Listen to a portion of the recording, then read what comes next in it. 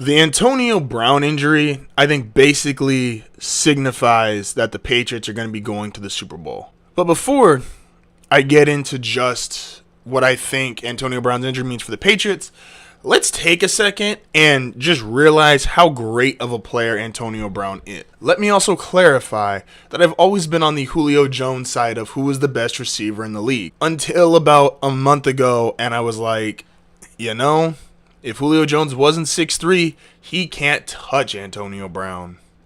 Could not touch him. Also, to clarify, I'm not taking away from Julio Jones in any way, shape, or form. I'm simply stating the facts in my stating facts is the wrong thing. I am simply stating what I believe, and I believe based on the data and numbers is factual at this point. So sometimes you don't actually need stats to tell how good a player is. Some guys, you just watch them and you're like, whoa. Like, that's just what they look like, right? And it always goes back to youth sports. You could play a pickup game of basketball, and without ever seeing a box score in front of you, who's lighting who up. It's usually the guy that nobody wants to guard. We used to have, when I was in middle school, this flag football league, and there was 3 or 4 kids no one wanted to play against because everybody knew they were a little bit faster, they were a little bit bigger, they were a little bit tougher, they were a little bit stronger, and if you played them, you were going to get looked at as the guy who lost the game for your team. Despite the fact no one could have covered these guys, no one could have played these guys, they were just bigger, better, faster, the whole 9 yards, right? Antonio Brown, statistically, 101 catches, 33 yards, 9 touchdowns. And for those of you that are thinking, okay, well, how good are those numbers in retrospect? Those numbers are 9 catches and 200 plus yards away from second place. And that's him leaving yesterday's game with only 2 catches for 33 yards. You know how many guys get 9 catches and 200 yards in a game? Well, besides Antonio Brown himself, it's really just Julio Jones, and that's if Julio Jones has the right matchup, right? And he's going to be playing tonight against the Buccaneers. Don't think he's getting 200 yards. Plus, he's not even in second place. DeAndre Hopkins is actually in second place. Antonio Brown is that guy who is just a little bit better, a little bit faster, just more skilled. And you don't have to see his statistics, despite them being mind-blowing, to realize he's the best player on the field. He's the best receiver in the game. I hate to use this as an example because this is one of my favorite players.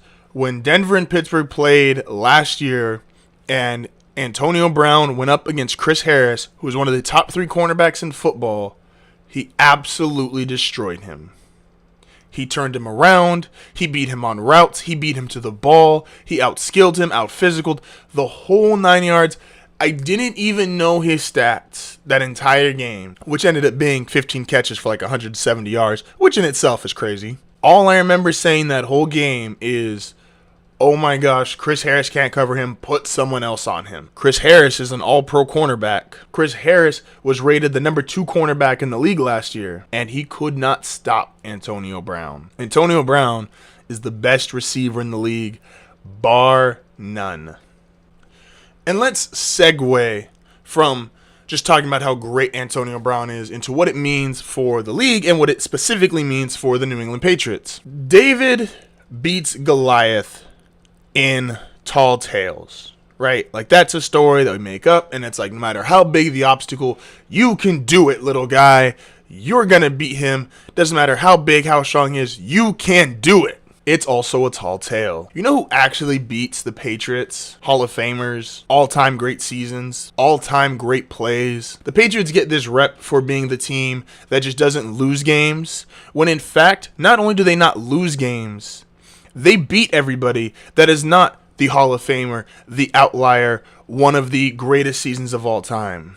Let's look at the quarterbacks and teams that have represented the AFC in the Super Bowl since 2009. In 2009 was Peyton Manning, 2010 Ben Roethlisberger, 2011 Tom Brady, 2012 Joe Flacco, that's your outlier, 2013 Peyton Manning, 2014 Tom Brady, 2015 Peyton Manning, 2016 Tom Brady. And who's it going to be in 2017? It will also be Tom Brady. Let's understand something.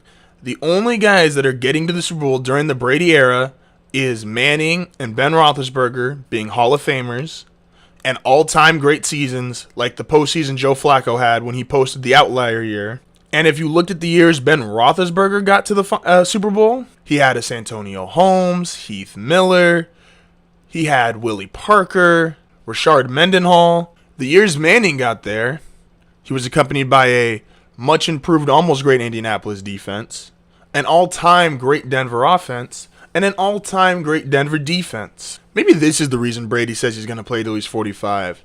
Because he realizes that without Manning in the league, if Ben Roethlisberger doesn't have all his weapons and playing at 100%, which he did not last year, if you remember in the AFC Championship game with the Le'Veon Bell injury, Tom's thinking to himself, who do I have to worry about? Who can actually compete with me? No one. If there is no Hall of Famer, if there is no great outlier season, if there is no great all-time season or great all-time performance or great all-time catch if you're the New York Giants, who is beating Tom Brady? I have personally said on this show, I can't stand Tom Brady. But about halfway through the season, I acknowledge, and I'm just like, you know what? You can't take it away from him. He is the GOAT. And he beats the little guys. He doesn't lose to the big guys. You got to take it, and you got to win the game against Brady. And there's only a handful of guys and a handful of seasons that can do that.